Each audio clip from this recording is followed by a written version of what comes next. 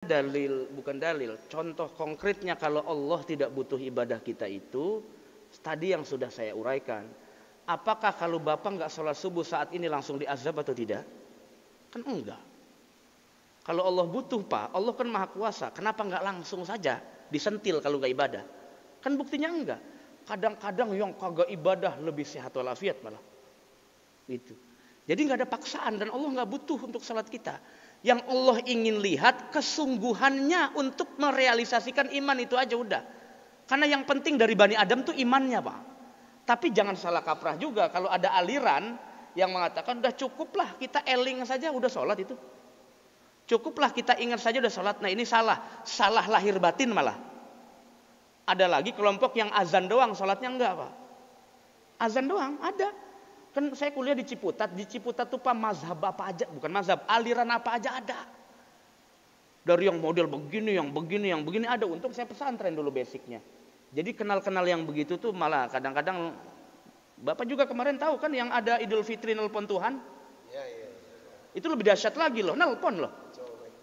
Kita aja bertahun-tahun saya nggak tahu nomor HP-nya. Ngaji itu. Maksudnya aneh-aneh di Indonesia tuh, ya kadang-kadang. Nah, jadi kalau terkait dengan hadis yang tadi as-saumuli itu sebetulnya bukan berarti Allahu yaftakiru ila masiwah, bukan. Yang dimaksud di situ kata para ulama hanya puasa yang menunjukkan kualitas ikhlas, gitu. Hanya puasa ibadah yang real menunjukkan karena Allah Subhanahu wa taala. Kan saya pernah jelaskan kayaknya.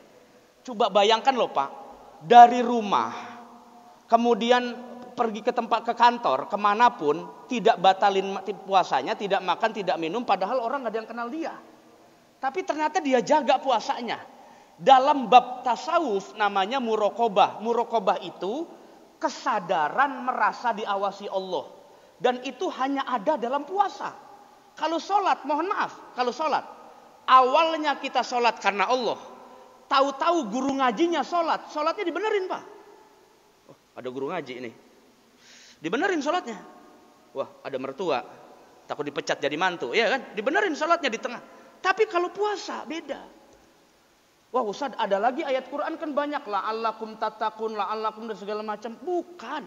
Konsepnya dalam akidah. Kayaknya saya udah pernah bahas akidah di sini. Konsepnya dalam akidah.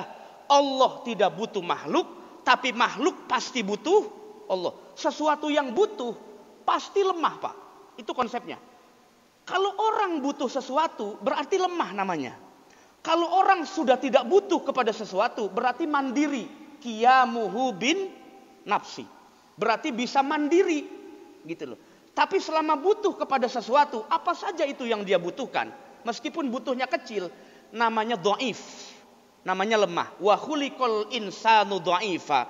Dan Allah telah ciptakan manusia dalam keadaan yang lemah.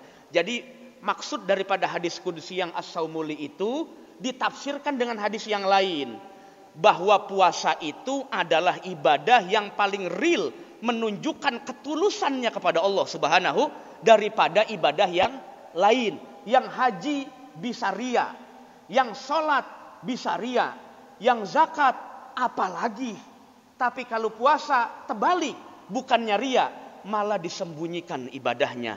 Murni karena Allah Subhanahu. Makanya kata dalam penjelasan Sahih Bukhari, karena itu riwayat Bukhari juga, Imam Ibnu Hajar al-Asqalani, li di situ maksudnya betul-betul karena Allah mengerjakannya. Jadi paling tulus, paling ikhlas karena Allah Subhanahu wa taala. Jadi bukan berarti Allah butuh puasa. Buktinya banyak supir angkot kagak puasa, tetap hidup. Tetap hidup. Hidup enggak? Terus nggak puasa aja mati nyupir kan nggak juga, tetap hidup juga. Nah itu artinya berarti Allah tidak butuh. Nanti lihat dia yang sengsara di hadapan Allah Subhanahu wa taala karena tidak patuh. Patuhnya itu yang penting mah sebetulnya. Mau ibadahnya modelnya bagaimana, yang prinsip atau yang tidak, selama prinsipnya dikerjakan, insya Allah selamat. Ya, Allah alam.